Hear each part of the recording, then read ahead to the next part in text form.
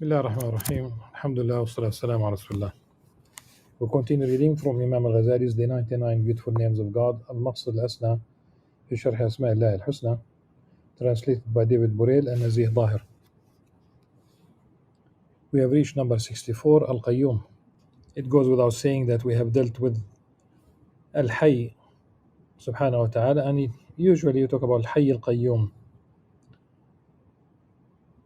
So the living, the self-existing as it is translated here.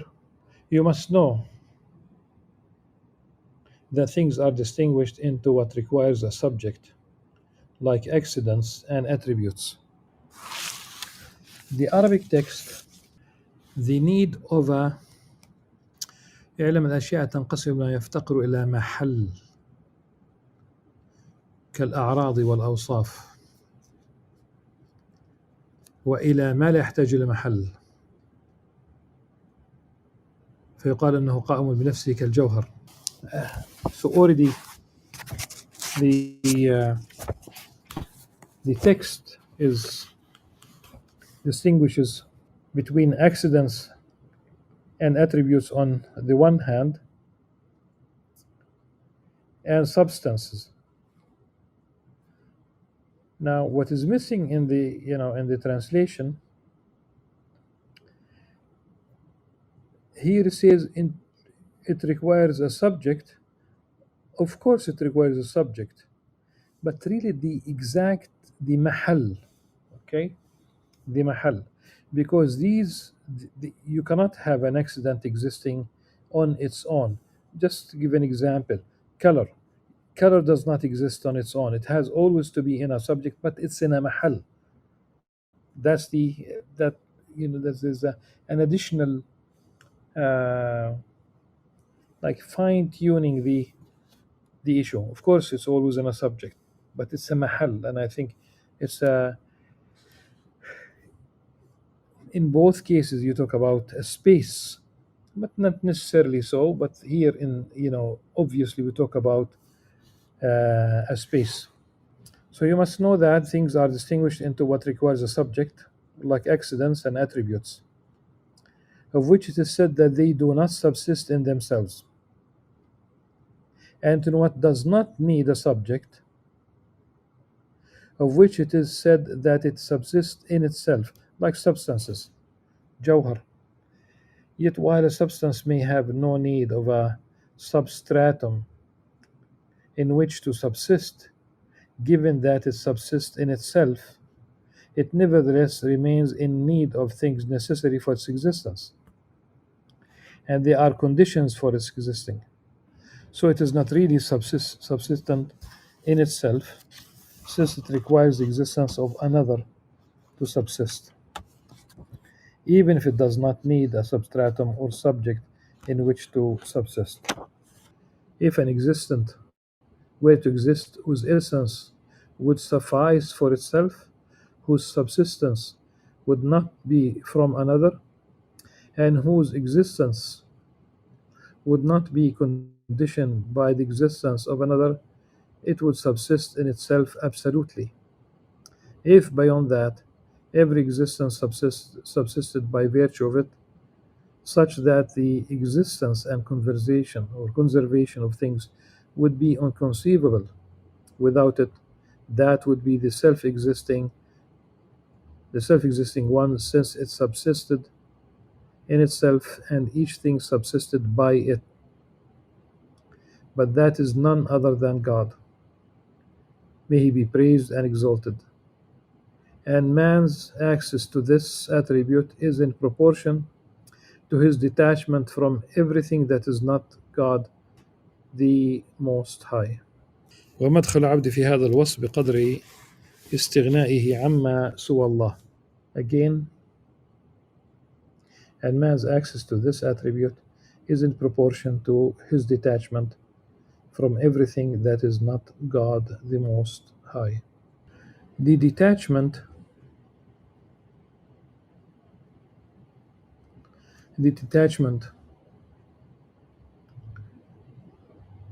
one might subscribe to a minimalist way of life, And I did listen to some of those people who, some of them are not Muslims, and they became detached from the material world, but they did not have the right direction.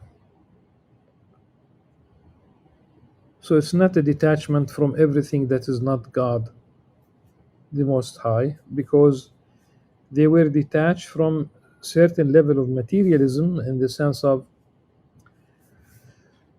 detachment from literally some of them would live, one of them lived with 15, uh, like owning 15 things, small things.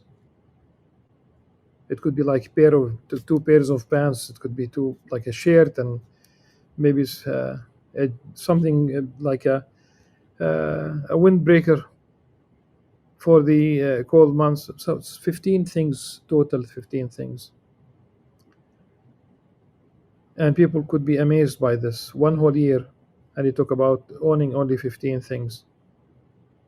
Imam Ghazali in Ihya Ulum al-Din, he mentions Abu Yazid al-Bastami, rahimahullah, that he lived in the prairies of Baghdad subsisting on wild herbs. على الحشائش, يعتاش على الحشائش. قال Imam Ghazali حتى اخضر جلده. Imam Ghazali said that until his skin became green, a metaphor, if you will. And if he lived in the prairies of Baghdad, you think he had like a cozy place there where he stayed, and then he would simply venture out to gather some herbs and go back. No, he's simply out. He was, out back. He was in the prairies. No house, no property, no. Imam Ghazali, on his way back from his 10 years journey, one of his students saw him in the prairies of Baghdad, and there was nothing on him, of course, except his garment, a staff, a stick, and the rakwa, simply a container for water. So when he is like in the vicinity of a well or a a stream, a ravine, source of water, he would drink, he would wash, he would whatever his needs, and that's about it. That's about it. I'm pretty sure that he had a book or two, his because he was writing during that period.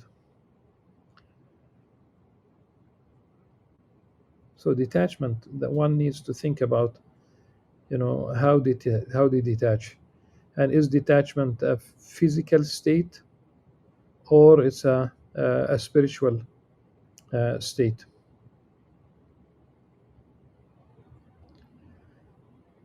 so that the material realm will be in your pocket, not in your heart. Al-Wajid, number 65, the resourceful is one who lacks nothing, is one who lacks nothing. The very opposite of one in need. Someone who lacks what is uh, someone who lacks what is not necessary for him to exist would probably not be called needy. Someone who lacks what is not necessary for him to exist would probably not be called needy, nor would someone who possessed what is essentially irrelevant to him and fails to contribute to his perfection be called resourceful. Rather, the resourceful one is he who does not lack anything necessary to him, and everything necessary in the attributes of divinity, and their perfection is present in God. May he be praised and exalted. So he is resourceful by the consideration. In fact, he is absolutely resourceful. But anyone besides him, subhanahu wa ta'ala, even though he be endowed with a few of the attributes of perfection, as well as their cause, will still lack many others, and so can only be said to be resourceful relatively speaking.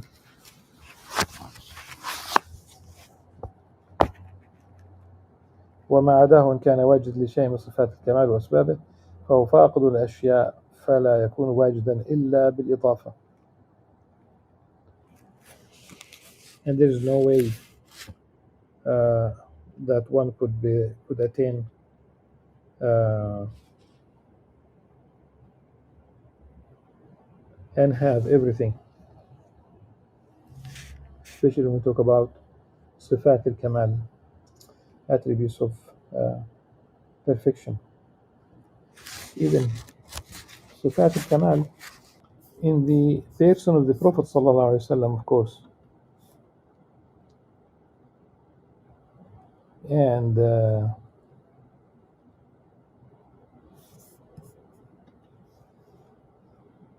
صفات الكمال, I would say that's a big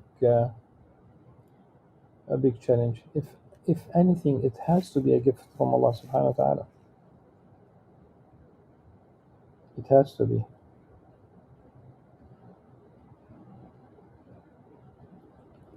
People are born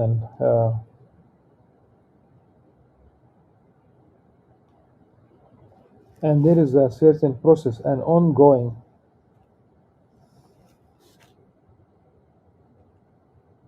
There's a certain process, and this process is ongoing. It's daily, and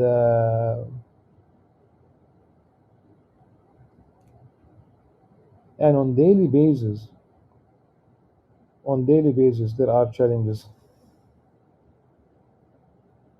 So if one performs something, one can ask the question: was it perfect, kamil,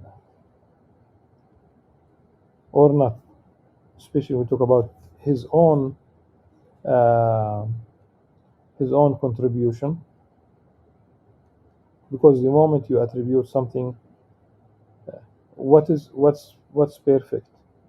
If it's a physical building, why do we have maintenance in large buildings? Because things do not continue. Of course, perfection is in this case is relative. Nevertheless, we have maintenance because things go wrong. They are worn out. They get rusty. They stop functioning. They stop working. They get damaged. And humans' behavior in itself is relative in this case. As I said, in the person of the Prophet ﷺ, yes. Below that, people might approximate. They might attempt. Your prayer you have depends on whether your heart is present. If the heart basically, you know, if your body faces the qibla during the salah, uh, the prayer, and your heart is roaming in the markets and the malls and the kitchens and the food and other things, this is why you might basically gain uh, half of the prayer in terms of being conscientious, a third, a fourth. Number 66.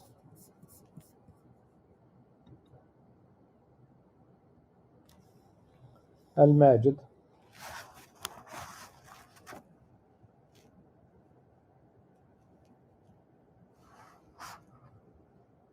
The Magnificent means the same as Al-Majid, the All Glorious. This is number 49.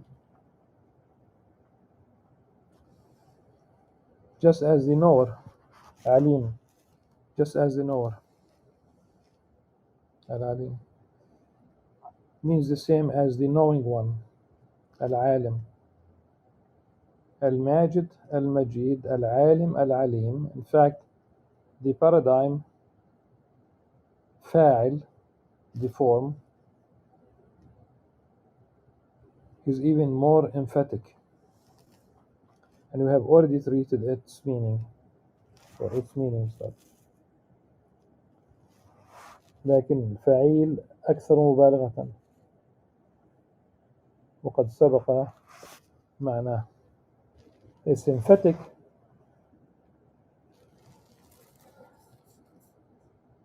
Everything in the universe is the result of a divine decree based on absolute perfect knowledge of every aspect of this universe, of every function, whether it's universal, cosmic, particular, all within the realm of the knowledge of Allah subhanahu wa ta'ala. Number 67. Al-Wahid.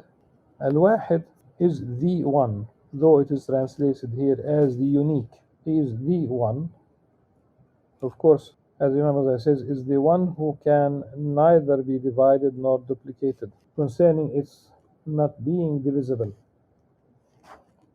It is like a unitary substance which cannot be divided.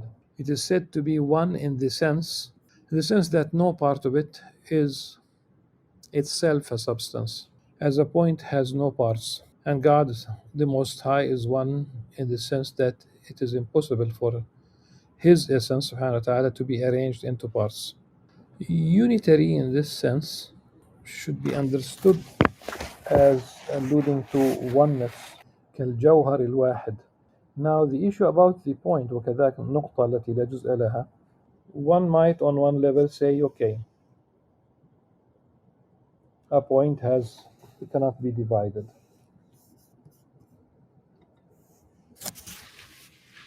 And I remember that our math teachers have always assumed that a point has no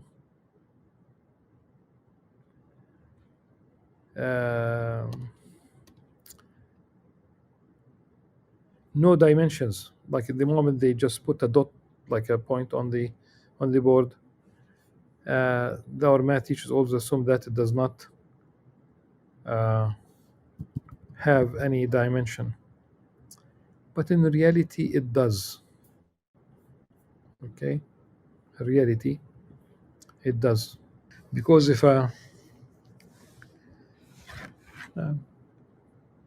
point is on a line, definitely it can be divided, because a line can be divided indefinitely in theory. But we can simply say that, okay, the point here is to talk about that which cannot be divided, as an example.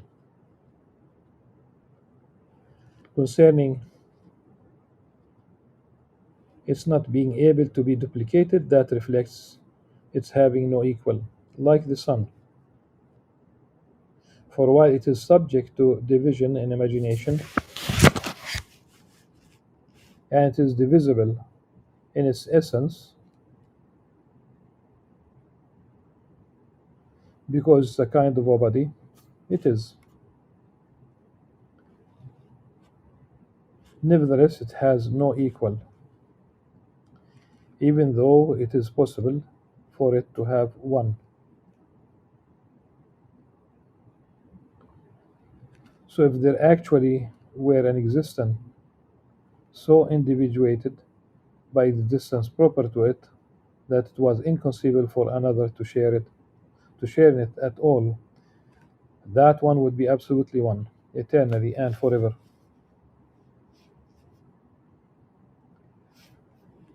Now before we move to the next example, how a man does not have two equal, let's stick with the sun for a second.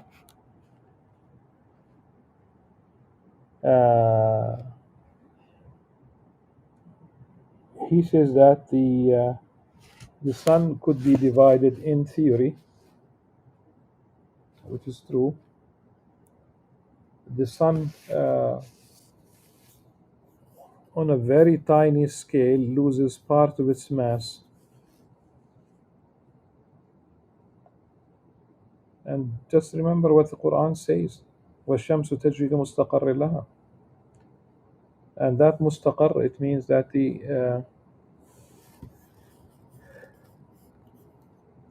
it loses function, it loses its existence, it loses. That's it. And it might be alluding to the universe at large, because if our sun, our star, reaches its final destination, is it because there is a black hole that ends our sun? There's a massive, at least one massive black hole in the center of our galaxy, and it seems that every galaxy has the same thing, and sometimes it seems that could be two or more. You cannot duplicate it within our solar system. That's understandable. Now, the other example about the man. A man may be unique when he has no equal among his fellow men in a characteristic reckoned among good qualities, yet that is a function of the class of men and the times, since it is possible that one like him emerge in another time, and furthermore, it is said in relation to some qualities and not all. So it belongs to none but God to be absolute unity, and we have mentioned that before. The problem of the word unity. So Allah subhanahu wa ta'ala, Imam Ghazali says, فَلَا وَحْدَةَ عَلَى إطلاق إِلَّا اللَّهِ subhanahu wa ta'ala, إِلَّا Allah ta'ala. The oneness, the uniqueness, in the absolute sense, that belongs to Allah subhanahu wa ta'ala. As-Samad. As-Samad, here translated the eternal. As-Samad, بسم الله الرحمن الرحيم قل هو الله أحد الله الصمد لم يلد ولم يولد ولم يكن له كفوا أحد. Allah الصمد, this is the only place where it is mentioned as-Samad in the Quran.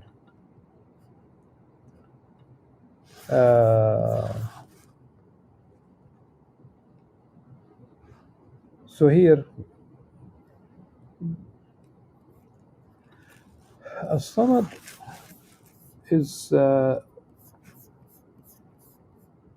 one who is absolutely is the one who is sought for the needs of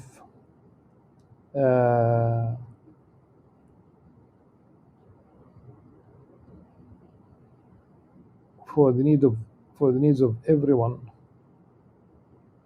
and who himself is not the need of anyone.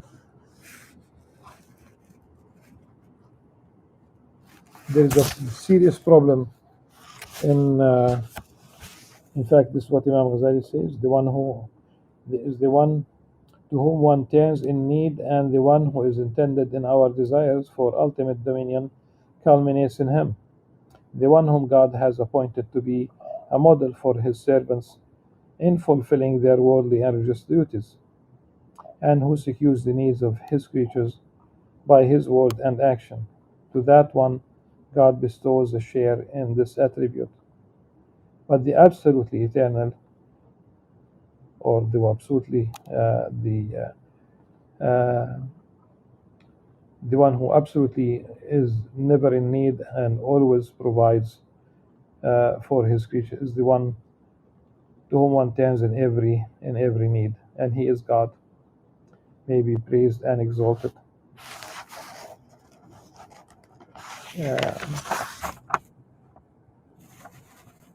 الصمد المطلق الذي يصمد إليه في جميع الحوائج. That's only Allah subhanahu wa ta'ala. I'm always reluctant to bring up the what some of our what some of our scholars said about the interpretation of a samad is extremely problematic. It is true though, but you don't say this. In some books, they say that these are Islamic books. They say that he is the one who does not have uh,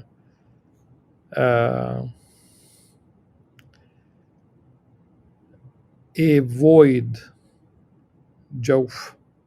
It is true, but why would you say this? You can negate all the spatial. Just think about everything that reflects an attribute that is appropriate for the creatures that we and the things that are even human made. Why would you simply mention them and negate that they? Of course not. Of course not. I mean, by definition, nothing is like unto him, and space and time are his. He created them, and I'm mentioning this so that just in case if one of the listeners would sometimes come across this part of when they read about the samad in Arabic, and I hope that it's not translated you know into English. Suffice it, inshallah, for this session, and inshallah we'll continue in the next one. Until then, سبحانك اللهم وبحمدك نشهد أن لا إله إلا أنت نستغفرك ونتوب إليك. والسلام عليكم ورحمة الله وبركاته.